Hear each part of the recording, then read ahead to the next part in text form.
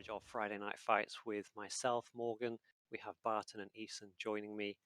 Let's go through then. Before we left, I asked you guys in chat what some of your favorite moments of the last round was. So I'm going to go through a couple of those. We have fellows in chat saying, seeing your tie.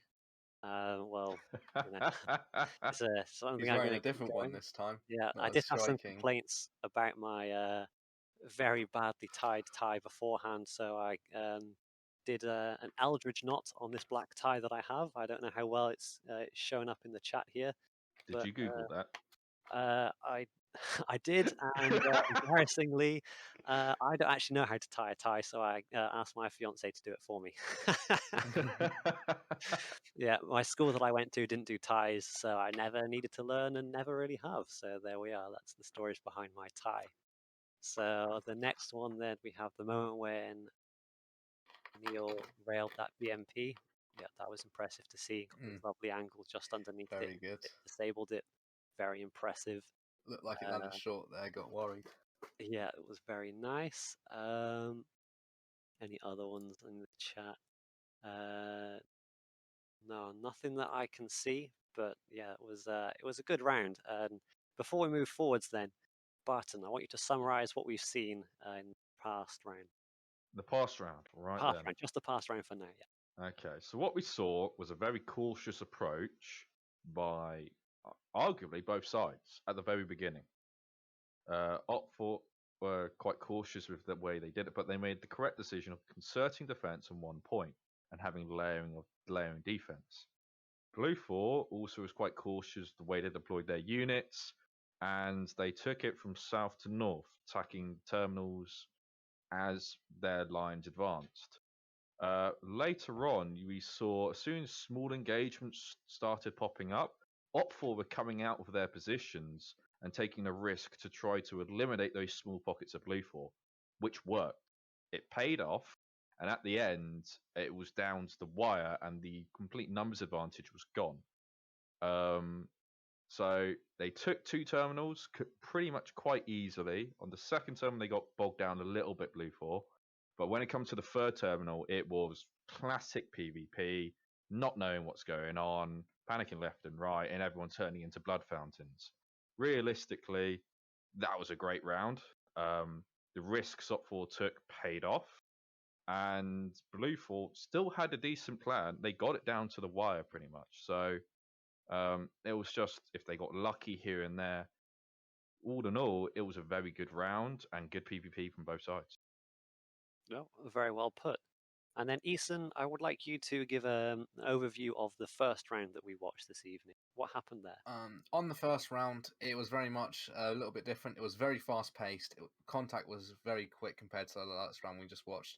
And as opposed to the last round, instead of splitting into 2, they split into 3 and just made an all-out try and run for the point, but just got bogged down by Op4. And Op4 ended up being having better fire going down on them, coming from all directions. So Blue 4 didn't stand much of a chance. Yeah. All right then. So we still have a little bit of time just before the brief goes on, but let's have a look at how some of the slots have been chosen. Eason, if you want to give a quick coverage of who's moved into which slots at the moment. As always, Brooke is taking up the squad lead position, and it looks to be a very similar structure with Schmidt taking team leader. However, I have noticed that Angus has hopped into Alpha 1 slot. I didn't think I saw him in the earlier round, so he might have just jumped in. Right now, we only have 1 assistant automatic rifleman within the squad, so that may cause a limitation, but it's very unlikely to. Other than that, there's been some general rejigging, but squad's a very similar structure from what I can see. Do you want me to go through the commanders? Yeah, sure, why not? Yeah. The commanders, it's just gone into loading for briefing. But yeah, the commanders, one of them I don't really know. I'm unsure. I'll take a look again. And the other one's Dusty. Anyway, I'm going to be enabling TeamSpeak for the briefing now. Yeah, so let's tune on over to the briefing. Okay, Short, give us our brief. Yeah, pretty easy setup. 3 caches to destroy. Yeah. Opfer gets 1 HT-48, which is an MI8, just fancier, and a BTR-80. And Blue 4 gets a dishcam and a bit of transportation. Blue 4 leadership, do you have any questions? Negative. Off-full leadership, do you have any questions? I got something. Sure, buddy. This is not a normal blue on red weapon setup. It's more like a red on red. Just saying. Okay. Fantastic. Thank you, everybody, so much for coming out tonight. It's great to see numbers so strong all the way through. I'm aware we had some issues there at the start, but it's more things for us to work on and for you guys not to worry about. We will get things sorted and get things smoother for the future. We look forward to seeing you all again next week. CLs, look forward to seeing you in a meeting afterwards. We'll have a 5-minute break and then we'll dive in there, but look into the CL chat and Discord for that to be confirmed. Announcement. And yes, go for it, Indigo. All of those of you that have DM'd me your emails on TeamSpeak for the roles for subscribing to the Patreon, I've been trying to log into the Patreon to verify your emails. Please hang around after EU ends, and I'll make sure that you get those. Thank you. Thank you.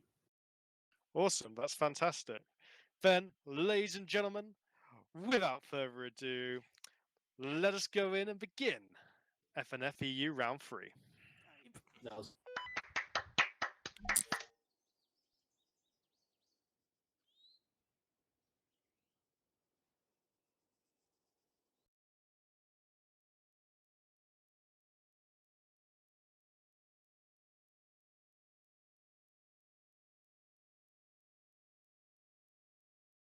Welcome back to 4th IB's coverage of Friday Night Fights.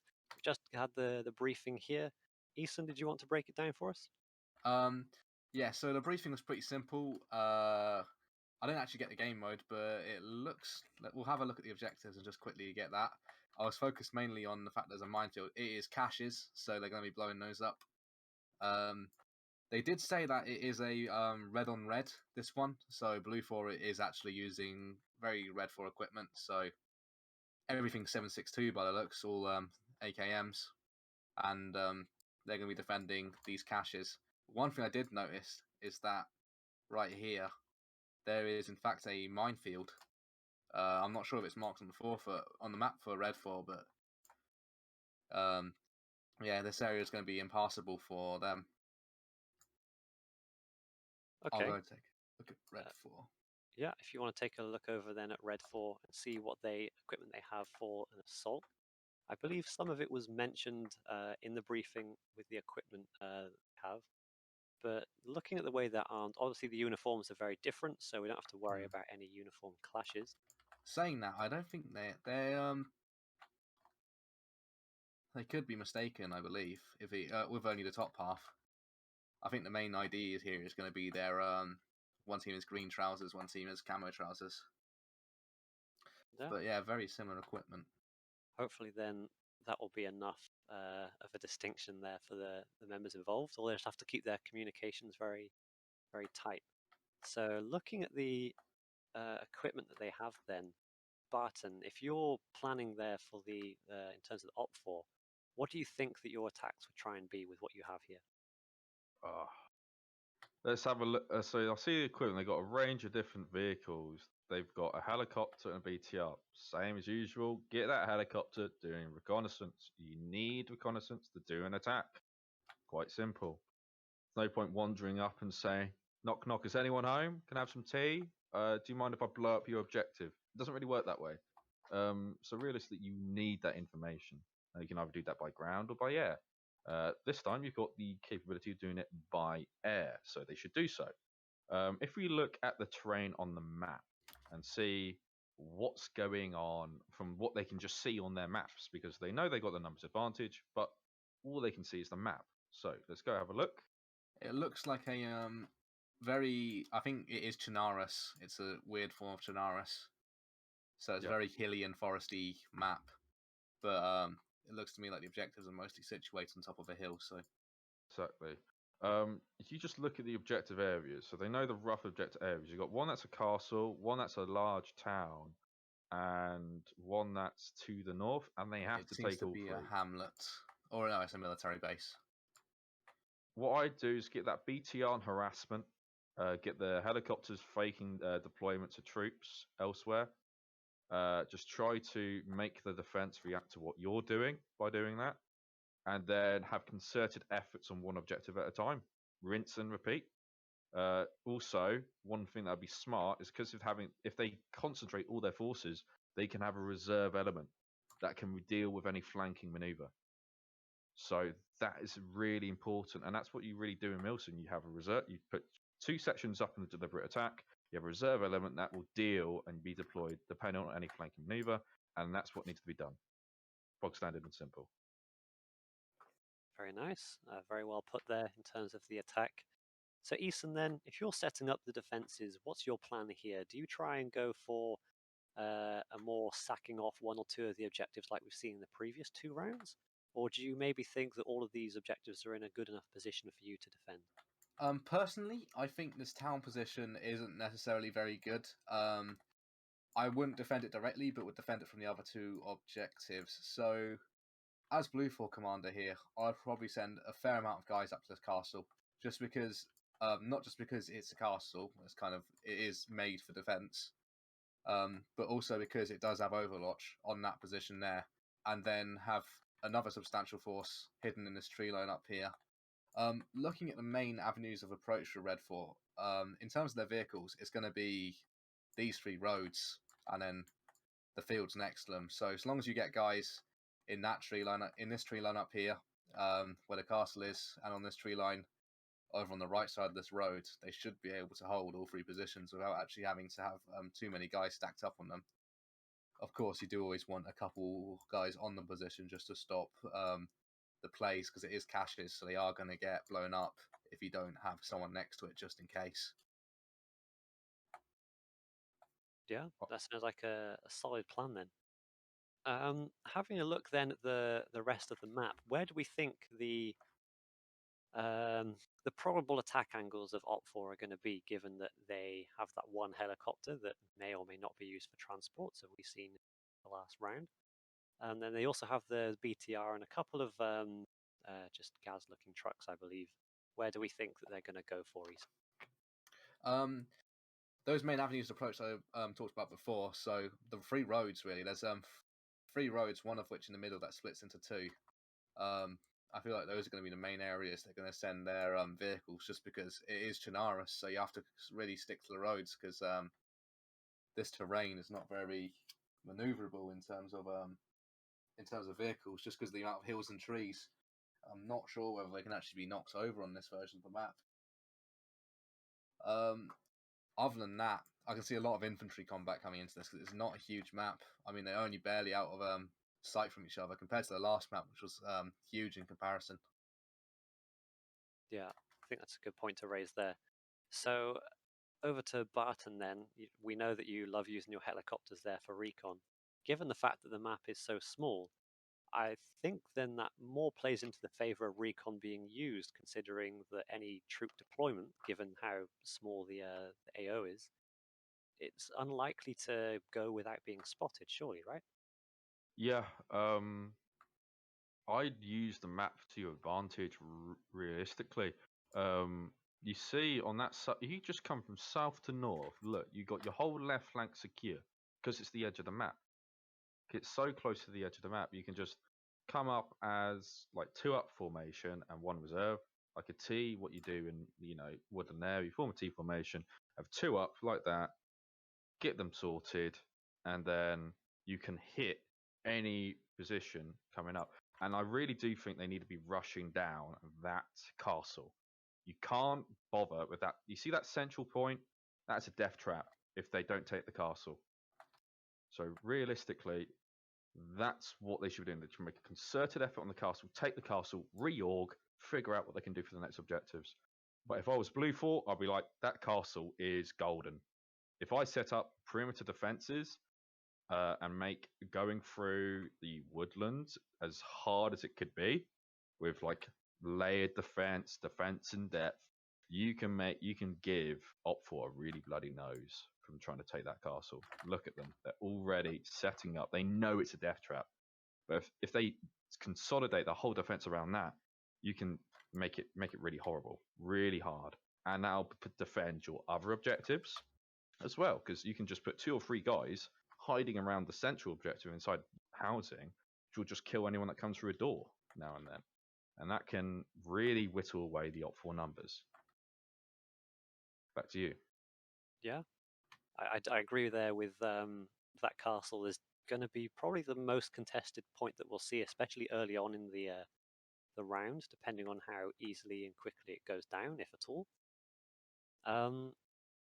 Let's say then that Op4 aren't able to secure this castle for whatever reason.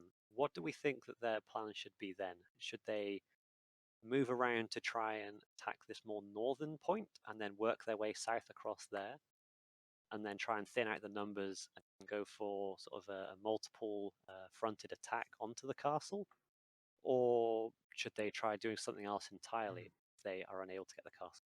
Personally, I think they may be able to attack this northern objective if they don't have the castle, just because they'll be out of sight. But as soon as they start moving for the castle, they have to get all 3. They're going to be not in a good state, basically, unless they can get an element up in this tree line, laying so much fire on the castle that they're not even peeking. But again, it's the castle. There's so many tiny little gaps, and it is a forest as well. It's going to be hard to actually get decent suppressive fire down.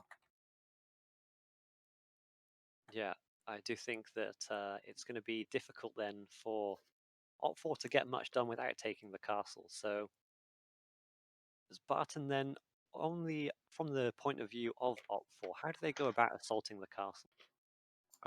2-up attack, using that edge of the map to your advantage, making sure, because that edge of the map means you can't be flanked in quite such depth from there. So you need to get your helicopter up, you need a recce. Right, are there any extra units heading towards the castle? Are any units pushing south of the castle? No. Set up your deliberate attack, because the best chance they have on taking the castle is right at the beginning. You take the other objectives, you're going to be bleeding numbers, right? On a hard slog, and realistically, that means taking the castle will be even harder than it already is. And it'll mean if they can attack the castle first, that means that the defense has to react to that, per se, and there won't be as many deliberate defenses put up in a set direction, which we saw last round. We saw loads of defenses just to the south after they knew they were coming from the south. So they really do need to attack the castle first, and if they can't take the castle, eliminate it as a threat until you take the other 2 points. You do that by setting up suppression on it, but realistically, you can't have machine guns because that will only last for a certain amount of time. You have to get your marksman. You have to dedicate a whole marksman element to take away the chances of people peeking that castle. Yeah, I think that's a really good point about using the marksman to basically negate the castle as much as possible. I like that idea. Having a look then at how Blue 4 have set up with their emplacements and the positions of their troops, who are we going to call this one for then, given what we can see around the map? We're going to say this is a Blue 4 or an Op 4, and does Eason feel like losing another £5 on a bet? Looking at Blue 4's defenses, they could work. They have also given up a lot of knowing this castle and seeing how people have defended in the past. They've given up a lot of opportunities using the Hescos to actually make these high walls here accessible. You can actually station guys up on these walls if you use Hescos to boost up there. And again, here you can climb up here, but that is in the line of fire from down the hill. And it's also just a bit of a difficult climb. It's a little bit of a killer thing, knowing ArmA's advanced movement. Yeah, Barton, who are you going to call this one for then?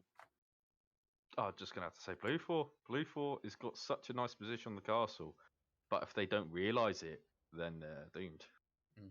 If they don't if they don't commit to that castle and more than they need to, they really need to commit to it and put skeleton forces on the other 2 points, because that's all they only need to defend 1 cache. You got to know the plan. But it's how they defend that castle which is important. You can't just all stay in the castle, because as Eason just said, you got those walls, but you got angles on those walls if you're attacking and getting close, right? Which then really compresses. Is what we saw last round. We saw Otfor had numbers advantage, but they gave up their positions and all went in that white building, and they were only saved by the lack of equipment of Blue 4 and the fact that their forces came in.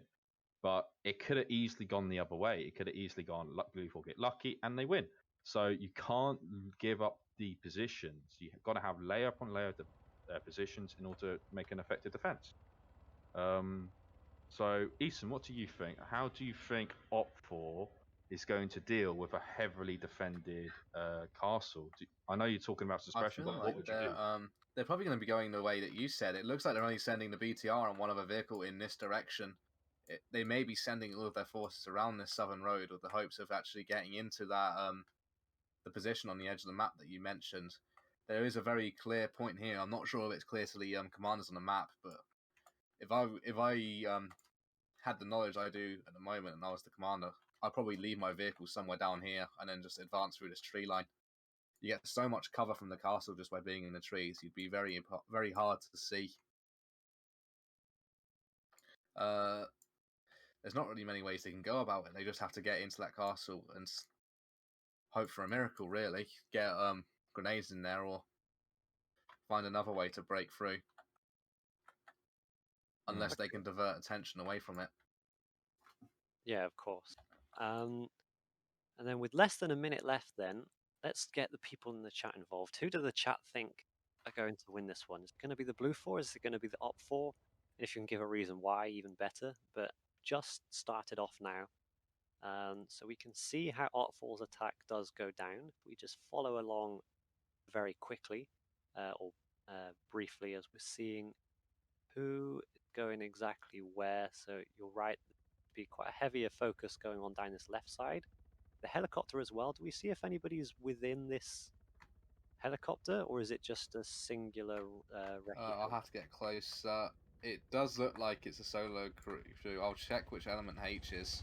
Yeah, H is the pilot, so I don't think there is actually anyone else in there. So they're doing my plan. I should be copyright for it. In that case, with how Op 4 are going down, if we sort of look on the map and see how they're fanning out just as they start to approach these areas, where exactly and how exactly are they going to go from this castle? Obviously, we've covered how we think that they're going to approach that with using the edge of the map as essentially your cover, because you won't be able to be flanked from there. But well, there is a Blue 4 who seems to maybe have spotted. Yeah, it does look like they're going for the exact plan, but yeah, these Blue 4, they've completely predicted it. They may have looked at the map or. Well, that's going to be a juicy play. That's a juicy bit of recon right there. So, hey, I'm just wondering whether they're going to engage. Not my Nash. Getting a bit framey for some reason. I'm guessing it's all this fire going down. There's been a massive engagement just happened. As soon as they dismount their vehicle, everything opening up. Whoa. Here we go. It's what we like to see, isn't it? Yeah, that's a pretty concentrated effort of fire there, going in both directions, to the castle and from the castle. I don't know if anyone has dropped on either side just yet. But if that's the first kill. Oh no, not kill, but wound. Yeah, wounded on B1. If we have a look at the castle and see how they've sort of angled themselves now, knowing that they're being having fire directed from that area, does that allow some of the Op 4 to get off a successful flank, perhaps?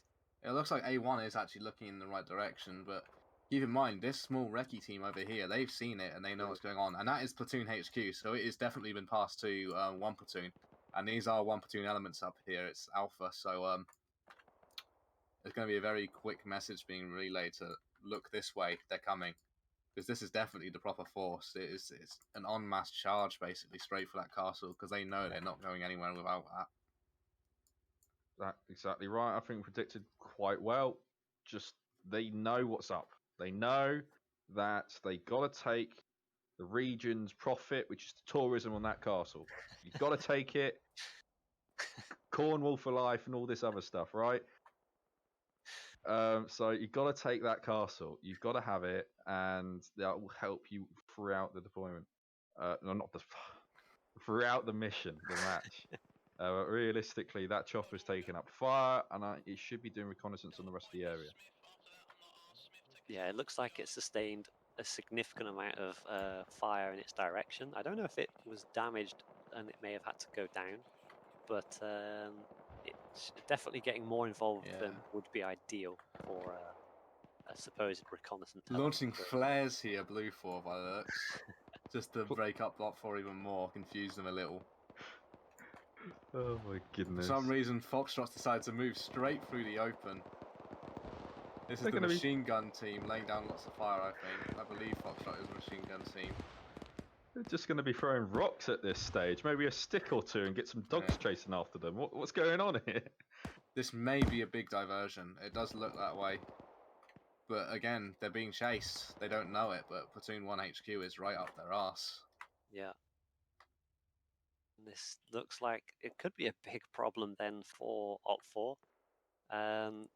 Both of their assaults are well known to Blue 4 going on here. We have on the right side of our observer screen, we have a bunch of elements being absolutely shredded by fire, but on the left side, with a slightly larger force by the looks of it, they're being followed by Platoon HQ with, comms on their every move. So this is going to be very difficult for Op 4 to get away with this one. So Barton, if you're in Op 4 and your assault hasn't gone quite to plan like this, you've been spotted out by the Blue 4 recce in this case, what's your decision and what are your calls to try and win back this fight and get your men back to on task? Well, realistically, Op 4 are winning. They've got the casualties. They've started to take out some Blue 4. What they really need to do is they really need to punish them for having such an extended defense of Blue 4. The Op 4 shouldn't be focusing on the objective at this stage. They need to be eliminating that southern threat immediately. Any force they get in contact, they need to be completely wiping out with superior numbers. The people on the point are useless at this stage because it's a woodland area. So if they folded in and flanked that, because reinforcements are going up to that front position from Blue 4, they could have just taken it right there. So it's just, it's a potential wasted, but, they may be trying to capitalize on a weakened garrison on the castle. Yeah, I think you're right on there. So as you've said, that they've taken out a couple of the members of the Blue 4 who have sort of a bit greedily, I guess, pushed out and side out from the castle instead of holding back and sitting in where they're able to be well defended. As we look over onto the perspectives of a couple of the guys now, as they're able to move through, begin their assault. None of the perspectives that we seem to have at the moment are in any firefights, so they're looking like. And we're back. Sorry about that. My TeamSpeak bugged out. There we go. So Eason is now back, so we can view our observer again, see just how everything is broken down across the map. If we have a look then closer into the castle, let's see what's happened at the castle now that we're back here. Oh, this is a really hairy situation for Op 4 at the moment. They are getting in onto the castle, but they've got an entire element that's managed to get behind them. I'm not too sure how that happened. Maybe the reinforcements were too quick for that collapse back in, or the platoon didn't collapse back in and was able to just let that unit pass. But the Op 4 unit that took contact have pushed through and won that engagement. But they've let a Blue 4 slip through and is now flanking, and you can see it's causing casualties to the rear of Op 4, which will stagnate this attack. Ooh, and it looks like the BTR might be opening up. And it is. It's laying down fire on that building and maybe able to get some penetration through the wall. I'm not sure about how strong those castle walls are. Yeah, you're not going to get through it. Well, I know that BTR is going to be using 50 caliber. All right then, so we've had a look at this castle, but there are quite a few OPFOR elements who are moving around in other locations. Yeah, that's up for X-ray. They're probably trying to get some reconnaissance down because they are the recon team. Just having a look at what's going on. Do we think then that they've called out how weak the elements within this town just in front of them are, and how essentially if they win that castle, then it should be fairly straightforward for OPFOR. Yeah, I think they are. I think they're probably aware of that. They probably shouted out, "Oh, town's clear, town's clear." But again, this could end up being a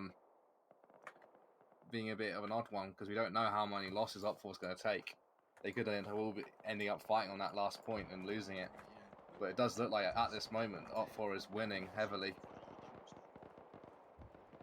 Yeah, it does look so. And as they are closing in on the castle, though, if we can get a closer look, just to see exactly how the Blue 4 guys are positioned around this castle, and if we think that maybe there was a different way that they should have maybe set themselves up. I know before it was mentioned about climbing up on the actual castle walls using the HESCOs. It does look like now they're all very suppressed. They're all ducking down and avoiding the fire. Some grenades are coming in over as OPFOR go in for the assault. Let's get a look at some of the members of the assault from their perspectives and see exactly how this assault's going down. It'd be quite interesting to see. I'll have a look at this guy. People. Andreas Mann. He's got a little bit of a keyhole here, and you can see up at the enemy peeking over the top. He's pulled out his AT piece, and he's put it away, and he's dead. Unfortunately for Andrew. Yeah, he got armoured there by the looks. It's not what you like to see there, but you know, he had the right idea, I think, with getting into a position where you can see when people are poking their heads over the top of the castle. SL Dream finding a little peek hole. Can't see anything through there. But it does look like he's about to get flanked. But they have got rear guard, and they may have noticed it. Grenades going straight over as soon as they take fire, but it's not in the right place. Yeah, it looks like the attack on that side has gone a bit off course. Unfortunately, the Blue Force flank did come out just as the grenades came over, which meant that either the OPFOR guys had to run into the castle where the grenades had been thrown, or just kind of stand in the line of fire coming in from Blue 4 guys. But they've breached the castle perimeter, looking to be able to make a move here. And then, Barton, how do you think they should go about sweeping this castle? It's hard point to hard point. You've got to go cover to cover. You have to keep the momentum. You can't get bogged down and say, "Oh, I want to keep this corner. It's nice and cozy. It's not too damp. Might, get a fire going." No, you can't do that. You have to keep the momentum and breach. You see, knowing the castle layout was very important because you got this guy with the PKA on top of that castle roof, and he was just able to stay there, and he's now bogging down his attack even further. So get the BTR to pin the guys on top of the tower down, make break-ins and keep the momentum and smash your way through. But bodies and bodies, don't get stingy with grenades. You can get some from the dead bodies later. Yeah, I think that's really well put with, don't be afraid to use the munitions you have, because if you're able to take care of them before they use theirs on you, then you can get them back later. So it's an important consideration to have. So it looks like Blue 4 just lost a major player on top of that roof as well, with Tom going down, being one of the main people holding back the Red 4. Yeah, he has been taken out. I didn't see quite exactly what it was that took him out. Interestingly enough, though, this Alpha 1 element in the forest behind them. The castle just collapsed. Oh, that's unfortunate. But the Alpha 1 element around the back is still alive. It's taken out quite a few people, or it's at least injured and impacted quite a few elements here of OPFOR going through. Even if you just go unconscious, you can be trapped. Yeah, definitely. The assault inside this castle, then, it does look like, other than this Alpha 2 guy we have on the right side of our screen, the castle is now in control of OPFOR. And yeah, so how does their assault from here go, Bart? Well, they are in a very tough position. That was a hard fight, and they kind of got directed into the kill arcs that Bluethorn wanted. Right? Bluethorn, no, Opthorpe has engineers. They should have been the person to blow that front doorway, smash your way through, blow holes in walls and all manners of things. Yeah. I know the And an doors. additional Yeah, fact about the exactly. engineers, they can actually throw their satchel charges. They wouldn't even need to run right up to the walls. So they there was lots of potential there for Op4 to completely demolish the castle around Bluethorn, but maybe the engineers got killed before they got close. You never know what's going on. Yeah. And if we have a look then at some of the assaults going on elsewhere, I think actually there are a couple of Blue 4 guys left still on top of the castle, and it looks like they've taken out a couple of the Op 4 guys. They're sort of the last defense within this castle now. But as we are looking around the rest of the map, then how is the rest of the assault going down, Eason? It looks like just scattered Op4 elements. Not really engaging too much. Just this element opening up with Echo. Small skirmishes going on throughout the woods. X-ray here spotting Delta trying to cross this, but we don't know whether Delta's going to spot them. It's just doing the DayZ tactic of hiding in the bottom of one of the ferns. Or evergreens or whatever they are, I don't know, trees. Yeah, something like that anyway. We all know what you meant. Barton then, given how Otfor's assault of the castle went, do we think they're now in a good position to secure the rest of the caches across the map? Or may it be quite difficult now from this position? Op4 lost a lot. We were talking about giving Op4 a bloody nose, and yeah, that's exactly what they've got. Realistically, there's depend on the strength that's left of the castle. They really do need to pull back and reorg, and figure out how they're going to go from there. But sending out scattered groups to have these skirmishes is not the way to go. Absolutely not. Op4 can't afford to lose men in these scattered skirmishes, but yet they are still doing so. I don't know where the helicopter is anymore. It should have been checking these groups. Hotel is the helicopter pilot, and he has gone down, but he's on the objective. He's right next to it, but he doesn't know exactly where it is. But that is the helicopter pilot just laying there, hiding away. And then you've got the BTR just laying down some harassing fire down on Platoon 2 HQ.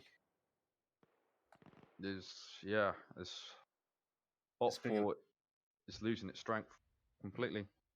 Definitely costly for both sides, though. I can see Op4 still pulling this through. They still have a whole Foxtrot element golf down there, and then obviously the pilot who could take this objective and leave only one left standing, which could be a very good thing.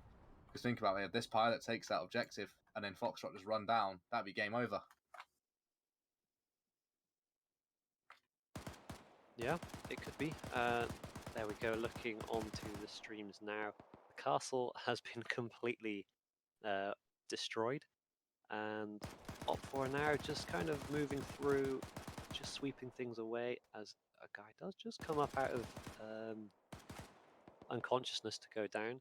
But I don't know if they've realized what the cache is in this area. I don't know if they've seen it and destroyed it. I couldn't quite see that. The cache is down in the castle. The cache is down. Okay, so it has been taken down then. That's good for Op4. And we do have Hotel taking down the Platoon HQ. Who has, yeah, like you say, taken somebody down, and although is being flanked up from his right there, does go down, unfortunately. Wasn't able to get anything done with the cache there. I don't know if he was able to even radio up to his command about the situation of the cache and exactly where it is, meaning that Op4 could later plan their attack more accurately. But then, yeah, we have this Foxtrot 2 element that you mentioned earlier, Eason, who are moving now into the town. It does look that way. Yeah, so Barton, how do we think the balance of power is across this map? I personally think Bluethorn's got this in the bag. Op4 lost far too much in the assault. They bought into what Bluethorn was doing. They didn't come up as a line formation. They just came up in like a stream from one angle, which allows the defense to flank and deal damage. And that's what they got. They got completely damaged. They got explosive satchels all around. It was quite bad for Op4, definitely, and they should have been the people to demolish the defense and don't say, "Hey, I'm not going into your kill alleys. I'm going my own way, and that's through your back door." Right? No, you know. So realistically, now Blue 4 consolidated and built around this last hold point, and they've got more numbers than Op4. So just cards alone. What about you, Eason? What do you take? Yeah, Blue 4 definitely has the numbers advantage here, but Op 4 does could possibly have the organizational advantage because a lot of Blue 4 command elements have been dropped, and it does look like they only have really one full element, which is this one down here. Do you want to have a bet? The rest of them seem to be split up. I would not be betting on this one. I don't think. You don't want me to look, you know, well, it's a little bit empty from time to time. Another 5 wouldn't hurt. So if we go back to the castle area, it doesn't look like Blue 4's commander is seemingly holding off a significant portion of the remaining Op4 members by just playing interference and preventing them from leaving this castle. It does look that way. At this point, Op 4 needs to realise it's one or two guys they need to get going. But again, Foxtrot has almost got this objective, and Foxtrot could be the ones to bring this into the bag. If Op 4 fully regroup and actually attack this objective in force, they may be able to slightly just get it, especially since it's caches. Again, they could actually have the chance to get some AT up there and blow it up. And Eason, then, with that final cache area, if we assume that Op4 are going to secure this one in the town, so the one at the small military base, what is it that Blue 4 will have to do to essentially ensure that they don't get flanked up? Because this area is very foresty and it's hard to keep eyes on all the locations. It's a very difficult one to defend. They've set up their defenses the wrong way because they thought, oh, the enemy's going to be coming from that way. They didn't expect to be taking it from behind. Phrasing. They may have to actually invert their defenses. If I don't think that's possible in FNF, so they may actually have to just go on the opposite side of their defenses and end up defending from behind the objective. It's just a matter of improvisation, or maybe send out flanking teams. Because at this point, the defenses here are useless, and the second cache did go down after having one of the members of Foxtrot mag dump on it. Yeah, so as this is coming up to what looks like the last assault, then if we have a quick check over at the castle, were Op 4 like able one to man's deal with gone the Blue down. 4 castle or the command unit? I think the command unit's knocked one man unconscious. They're both medding on it and just have a couple guys playing security. So, yes, This command unit dropping one man. And he has one kill. He's had to reload. And he goes down, probably. Yep, there he goes. Yeah, he kept them there for an incredibly long time, and not only that, he's just knocked inflicted him damage on unconscious. them. Yeah, he killed. I think that was their element leader he killed, and did, yeah. Now he's wounded another one, which is going to delay them. Yeah, so now without the Op4 command leader, they're going to have to try and figure out how to organize this reorg by themselves. I'm not sure how assuming chain of command works when on Friday Night Fights, but this Foxtrot element, to be honest, they look to be fairly well suited to take on that final position themselves, or I mean, maybe getting the rest of the elements from Op4 might make a slight difference, and the BTR is still up, as we can see, with that golf element there from Op4. But Barton, how do you think Op4's chances are now on actually getting this victory? The thing is, Op4 just lost their command, as far as I'm aware, or their element lead over at the castle. Mm-hmm. They got separated, and they are still separated. They're not moving. They're wasting time medicaling stuff in the middle of a firefight, no less, as well. So now that that's over, they're still going to be thinking, hey, there may be more people around. What's going on? And that's going to waste more time. So these guys are going to be bored and just going to attack without the reinforcements from back there. And what's going to end up happening is they're going to go into set up defenses where they need the numbers advantage to destroy it, but they don't. And they're all going as one mass, as you can see. Foxtrot troops going as one mass, and it's just one angle for the Blue 4 to defend from. And it's just, I personally think this plan is not good. They should have split up into fire teams and tried to done something that way, but they are still all together. Yeah, I think you're right there. And we can see within this military compound, the Blue 4 elements are positioning along this side. Alpha's sort of pushed up more to the road to make sure there's not another flanking force coming in. But the rest of the Blue 4 units have pushed up sort of along the Hesco wall to, yeah, basically rain fire down onto Yeah, the nade spam's coming in. Yeah, it definitely is. And nades are also seeming to hit some of the targets as well. I think Foxtrot have lost a couple of their guys now from what I can see. And yeah, Eason, talk us through what's going on here. To me, it looks like Foxtrot actually may have a chance of this because they've gotten their MG around the side, and they've only lost, I think, one guy on this attack, and they've returned some nades. They may be able to just get up this because of the poor angling of the cover. Because if you think they may be able to crouch and actually sneak up without being seen over these Hescos, especially if the enemy's being suppressed and focus firing on certain people. With the other element, the element up at the castle is probably completely confused because the way the radios work, they probably won't have any communications with anyone outside of their element. They're just going to be trying to make their way towards the last objective, not knowing what's going on. Right, and I can see also there at the top of the screen, the BTR has been taken out by one of the Blue 4 elements over there. So this does look like this Foxtrot element, as well as the other element who were up in the castle, maybe the remaining Op4 forces in in action here, and it's looking quite difficult for them considering the numbers advantage that Blue 4 have. And you see this Platoon 1 HQ, who we saw spotting Op4's attack right at the beginning of this round, is still up and fully operational. And they're probably able to, as they came around down that road, get out some information to their guys inside that there isn't that much that they have to worry about other than just these few guys here. So it's looking quite an interesting situation. Obviously, this is still just a cache destruction objective, meaning that whether or not they don't have to set down charges or any timers or anything like that to secure their objective, the Op4 guys, they just need to get eyes on the cache and then cause enough damage to it for it actually to go down. It's going to be a difficult one, definitely, for the remainder of Op4, but I don't think it's safe to rule them out quite yet until the very end, because we've all played ArmA here. We all know how certain things can happen at various points.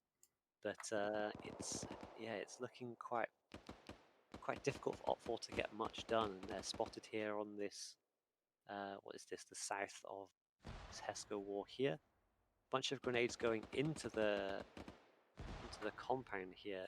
This plays into what you said earlier, Barton, about throwing your grenades and then picking up some later, I think, because there's been quite a few going out here, so surely they must have had some resupply at some point. But yeah, Barton or Eason then, what is it now that Blue 4 need to hold on to at this point to basically ensure their victory is theirs? At this point, they just need to hold their positions and not get cocky. Even if they kill the whole Foxtrot element, they don't need to. They still need to act as if there could be a large force out there. Because even though these guys aren't actually in comms with anyone else, they could very well pull off something. I'm not sure what group they actually are, or if they're new or old players, but anything could happen. I mean, in terms of lucky plays, they could have a single grenade launcher in their element, and they just accidentally hit the bunker, which causes the explosion of the cache. Yeah, it definitely could be. I think that may also be what they're sort of hoping for with the amount of grenades coming in. Obviously, they'd like to take care of some of the Blue 4 personnel within, but I think they're also maybe hoping for something to just kind of roll their way in terms of this. So Barton here, It looks like talk back, Op for one of their marksmen. let's talk back earlier about the castle assault and just exactly what it was that went wrong for Op 4 in this situation to cause them to be in this situation. Well, Op 4 at the start did a very good thing. They won their initial firefights coming in, but they didn't capitalize on what they could and allowed an element to get to their rear and start harassing their attack. Luckily, though, they were able to deal with that and carried on the attack. But the problem was they didn't really organize with the other element. You came in a stream, which means they only had to guard from two angles. You need to come up two up and then fold in on that attack. Further to that, they needed the creativity. They allowed them to be influenced and move towards certain alleys of attack where stuff is open, and that's what Blue 4 prepared for. They know they're going to go through these alleyways. So what they need to do is try to break up the plan and destroy the walls and get in their own way. There was no need to push that tower. Put a satchel on the bottom of it, blow it all up. That's what they do. I used to come from an Outer Life community, and that's what we did whenever someone was holding a tower. We just get a little car, little quad bike, drive it up, shoot a couple times, it blows up and destroys the entire tower. A similar tactic could have been used by Opfor with their BTR. Funny thing about the BTR, once it gets hit, it doesn't blow up straight away, it burns up. So all they need to do is come down the road at speed, smash onto the point and park right next to the cache. No one can do anything because they can just sit there and start spraying around, and if they blow up, they destroy the cache.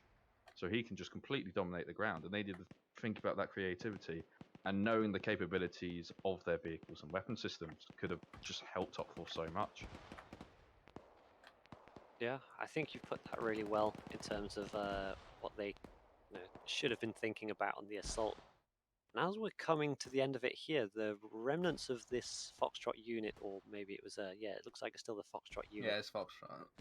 Yeah, they're still able to, they've made some ground up, and the cache is directly in front of them. I don't know if they can get an exact line of sight on it, but they know roughly where it is, and they know it's just over there. And it looks like they've pushed the Blue 4 members into the trees. And Eason, what do you think in this situation as Blue 4? How do you deal with this situation? Do you think that you should try and stay within the trees and bait them out, or is there something else? At this point, they don't have the numbers. They mostly just try and get into cover and win the PvP. As much as that sounds quite vague, there's not really much you can do at this point. It's equal numbers. You're in a fairly open area. You just need to be the better shots. And right now, Blue 4 have been doing. I've seen some blue on blue with Blue 4 throwing grenades at each other, and generally just Op 4 seems to be winning these one-on-ones. It looks like it might end up being an Op 4 victory if they can spot that cache. Absolutely. I saw there was one Op 4 next to the logs of an AT stick. If he just goes on the left-hand side of those logs, he's got direct eyes on that cache and can just fire. He'll win. Yeah. And again, you've got Foxtrot too. He's a leader. He has a grenade launcher. He can breach into that building and get that cache. They're forgetting the objective. They're going for kills. Here's the Op 4 with the AT stick, though. And it looks like Foxtrot 2 might be spotting this cache shortly. Yeah. Yep, he's probably seen it now. That's the cache. Yeah, I think he's just called it out, deciding exactly how he wants to take care of this. He's lighting it up, as we can see, with his name flashing. So, yeah, surprisingly, it looks like, well, maybe not so surprisingly, maybe it's just a surprise to me, but it looks like Op 4 have come out on top of this.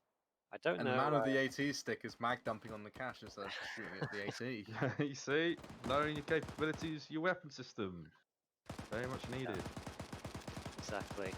And I'm not sure, it could be used and he could have just forgotten to drop it. Potentially. Yeah, it looks like, though, that this will be a victory for Op 4, unless... Yeah, it looks like Alpha. Or not. Or maybe. Or... yeah, he's definitely spotted them, and he's come in and just, taken them out. Oh So, my goodness. I was just about to call it for Op 4 there, but... there it goes. Well, that was a VIP play. Who was that? Who was Alpha? I'll have a look. Lead, yeah. that man's name. He is MVP right there. Sideways. Absolutely. sideways. Sideways. Well, he's MVP right there. potentially Yeah, won most it. definitely MVP on this last round. He just won that game for them. But again, those Op4 guys knew what they had. I know the grenade it. launch probably only had smoke, but they're one-use launchers. I'm pretty sure they get dropped once you fire them. Yeah. So You fire them, and then if you equip your main weapon system, you will get it. So unless yeah, I don't understand. I really don't. Yeah, that's it. There's like they're not close in anymore, but the Bluefall don't know that. Bluefall still think there's loads of enemies, so they're just gonna be disciplined, hold their positions. But realistically, that was a bad choice to just dumping. No one was doing security. They were just firing all their rounds into crate where they had an AT stick on their back. Yeah. and this is our last man, Eric, who already been found, and he's already getting fired upon. Gets a trade, but is unconscious. Down he goes. I believe he was the last man at least. Don't see anyone else about. Yeah, he's last man. He's now unconscious, so unless he gets very lucky, they're probably going to call it. Yeah, unless it's unless he's able to do an absolute hero play in regaining consciousness, finding the AT launcher and using said AT launcher, which is probably quite unlikely to happen, but Yeah. you never know. Never know what could go on. Yeah, Yeah, it's magical stuff happens on FMF.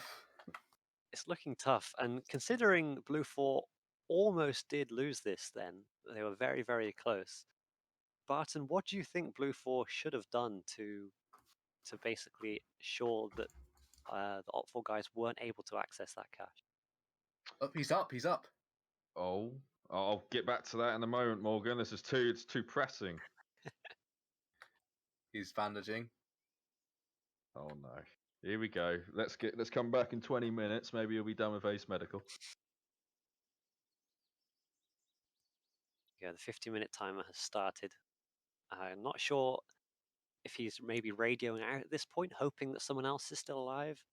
He doesn't appear to have a long range on his back since they used TFR, so he won't be able to make contact with anyone anyway. So for all he knows, his whole team's still alive. But I think he knows that he's the last man left and has to complete the mission. Let's see what his thought process here. Eason, if you're this man, what is your thought process here? Generally, at this point, if you're the last man, you're not really thinking about winning the game. You're thinking about going out with a bang. Like, if this was me, I'd try and do something funny, something something skillful that makes me stand out. Or, of course, he is close to the objective. He could go for something, but it's very unlikely. I'm not sure what weapon systems the guy next to him has, if he has any explosives. But I'd just start crying myself. yeah, just start screaming into your fire until the enemy comes. What and is finds you. this? I'll just put my weapon down, surrender, and then walk around, find an AT stick, maybe just blow up half the people. Never know. Yeah, at this point, it's all about suicidal plays, seeing what you can do. Like, if he gets lucky, he gets lucky, but that's the only thing he can do. He can get lucky. But it looks like they are closing on him now, or at least Echo 1 is. Maybe the guy next to him was part of his fire team. I'm gonna jump out of the third person camera just to see where they're going. Again, saying that, they are actually going in the wrong direction. They are actually moving away from the objective, trying to clear these woods. Moving towards him now. And then back towards the objective. Yeah, they could just be trying to cover potential escapes. They know where he was last seen because he traded with one of the Blue 4 guys. But I don't know if they know how that trade was, where he's gone. So I assume they're just trying to cover exit paths and then slowly close the circle. I mean, the onus isn't on Blue 4 here. They have 12.5 minutes remaining before they actually, well, the Blue 4 don't even have to do anything. It's Op 4 who have 12.5 minutes to actually get something done. So the Blue 4 guys should just be content to sit back and just watch the victory come to them. But we know that likely isn't going to happen. They're going to try and hunt him down. You know that you've got the numbers advantage. You know where this guy is. And it makes sense to, just try and get it over with now. Why win in 12 minutes when you can win in 1 minute? So let's see how this goes down. And this guy now, Erikiru, I believe that's how I you think say that's that how it's name. pronounced. Yeah, He does Erikiru. appear to be have quite high ping, which may be to his advantage as well. Knowing ArmA, he'd probably get some bullets going through him and not hurting him. It could be that. And he's making his way through the forest, not quite in the direction of the cache exactly, but Sticking to his cover by the looks. But he has passed one blue 4 without seeing him, but he is sweeping left to right. Has some idea of what to be looking for, and he has seen a target. Personally, I wouldn't have shot there, oh no, but we'll see how it plays out for him. No. Oh, there he goes, and down he goes. Yeah, there we go. Op 4 are eliminated, so Blue 4 win this round, the final round of tonight's Friday Night Fight session. And yeah, it was there was a lot of stuff that happened very start, and then it kind of slowly less and less happened as more people were taken away. But Barton, give me a summary of what happened over this map. Right, so they, as predicted, Op 4 committed a large attack to the southern area, the castle. But we knew Blue 4 were going to give them a bloody nose for that castle. And that's exactly what happened.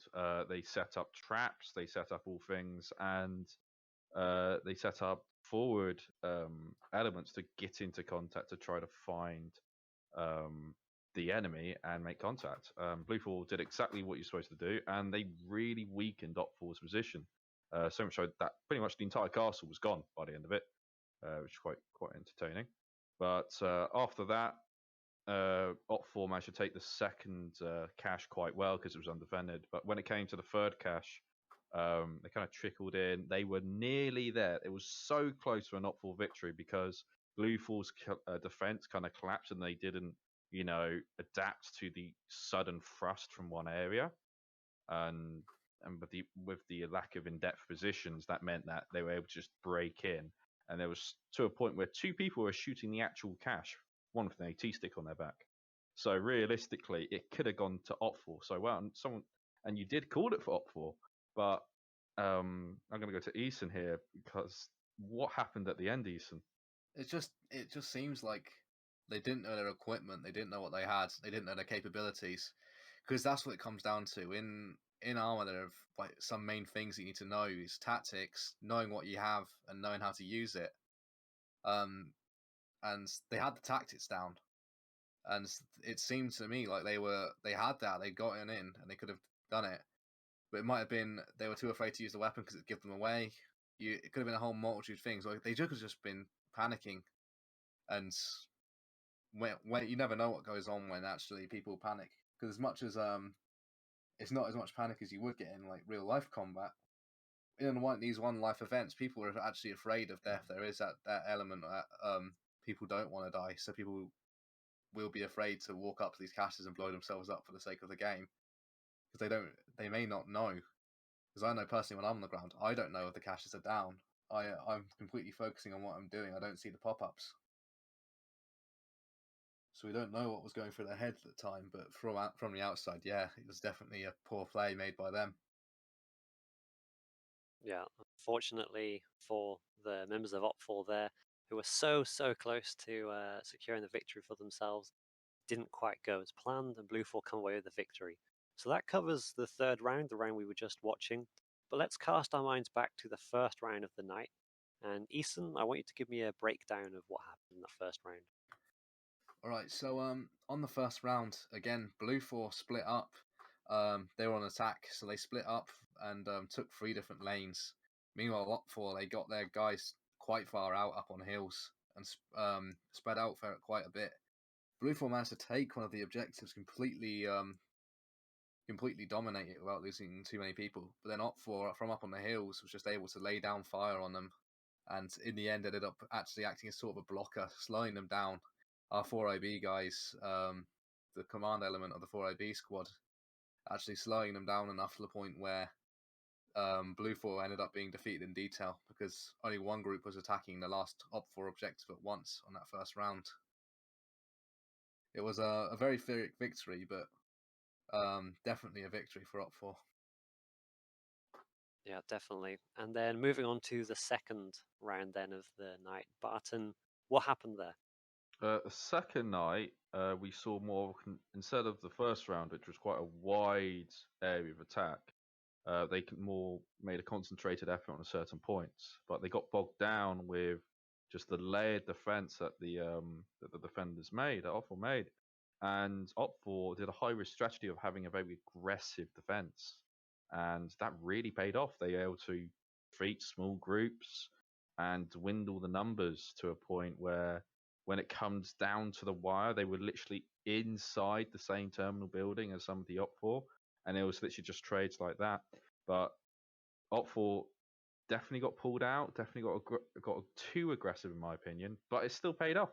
But again, another very close game, and it was very hard to call, especially at the last moments. Yeah, I do think that. And then to give a summary of the 3 rounds then, Eason, how would you sum up the whole experience of the night? The night overall was extremely good. Like, lots of back and forth gameplay, different pacing on different rounds. Every single round was completely distinct there and could be described in different ways. I think that just shows the diversity of the game mode we have here and all. It really was something special tonight.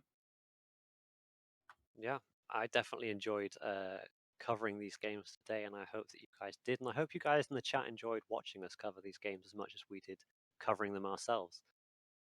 So going to move on to a couple of thank yous now. First of all, of course, as always, huge thank you to Friday Night Fights team and Dingo for allowing us to bring you this coverage and for hosting such a great community-driven event, which brings all together various ArmA units and people who just want to participate. It's a really good thing that he's doing and the Friday Night Fights team are doing. And yeah, we always look forward to it in the 4th every Friday of doing these. And I know that over the last couple of weeks, I've really looked forward to watching them as well and bringing you guys this coverage. As well, thank you to my co-commentators here with Barton and Eason. Thank you both very much. Barton, do you have anything you'd like to say? Any thank yous or anything? No, thank you for having me, and Eason, you know what you owe me, buddy. Cough it up. I'll see about that later. And then Eason, do you have any thank yous or anything you'd like to say before we end it here? I'm just gonna say it was a really good night, and it's just general good performance and good play on all sides for everybody. There were the occasional times where people were a little bit funky, a little bit dirty in the way they played, sneaking up to people and getting their guns right in their faces. But overall, another fun night. Yeah, and then a huge thank you as well to the guys who were giving us their points of view during the stream.